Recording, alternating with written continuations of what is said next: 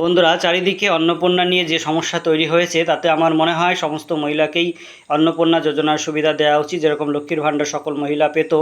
এবং তার মধ্যে দেখা উচিত যাতে কোনো রকম পুরুষ যাতে অন্নপূর্ণার সুবিধা না পান, এবং যে সমস্ত মহিলারা নিজে সরকারি চাকরি করেন এবং অনেক টাকা মাইনে পান সেই সমস্ত মহিলাদেরকে না দিয়ে এবং বাকি সমস্ত মহিলাদেরকে দেওয়া হোক। এটা আমার ব্যক্তিগত মতামত, আপনারা আপনাদের মতামত জানাতে পারেন।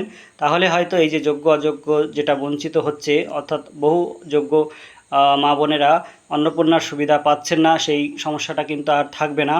কারণ প্রকৃত যাচাই বা যে ভেরিফিকেশান সেটা কিন্তু হচ্ছে না, চারিদিকে বহু যোগ্য মা বোনেরা বঞ্চিত হচ্ছেন। এই সমস্যাটা দূর করার আমার মনে হয় এটা অন্যতম একটা উপায় হতে পারে। এবং শ্রমিক ভট্টাচার্য মহাশয় কিন্তু সেই ইঙ্গিতটাই দিয়েছেন যে সমস্ত মহিলারা পাবেন, বিশেষ করে যারা চাকরি করেন তাদের কথাটা উনি বলেছেন, যাদের মাইনে অনেকটা বেশি 1 লাখ টাকার উপরে বা কিছু একটা, তাদের কথা তিনি তুলে ধরেছেন যে তাদেরকে দেয়া কি ঠিক।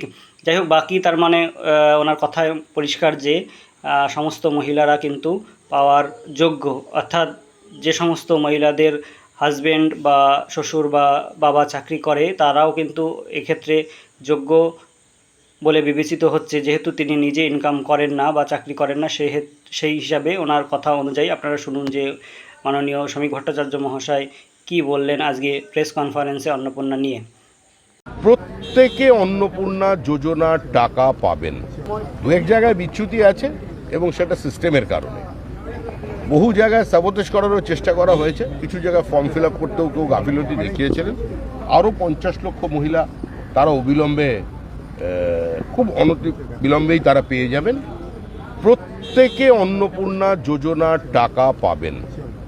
একজন দুজনের ক্ষেত্রে বা খুব কম শতাংশেই এই না পাওয়ার ঘটনা হয়েছে। 1,20,00,000 মহিলা মধ্যে পেয়েছেন। দেখুন, স্ক্রিনিং করতে হচ্ছে, বছরে 36,000 টাকা কম টাকা তো নয়। তা এত লক্ষ পুরুষ তারা লক্ষ্মীর ভাণ্ডারের টাকা নিচ্ছেন। সরকারি কর্মচারী লক্ষ্মীর ভাণ্ডার পাচ্ছিলেন। আপনারা কি এটা চান যে যিনি স্কুলের শিক্ষিকা, যার বেতন 1 লক্ষ টাকার উপরে, তিনিও লক্ষ্মীর ভাণ্ডার পাবেন, তিনিও অন্নপূর্ণা যোজনা পাবেন? এটা কি চান? তো সোশ্যাল ওয়েলফেয়ার প্রজেক্ট তৈরি করা হয় মানুষের জন্য, তার জন্য নির্দিষ্ট ব্যবস্থা নেওয়া হয়েছে এবং যারা পাওয়ার জন্য উপযুক্ত তারা প্রত্যেকে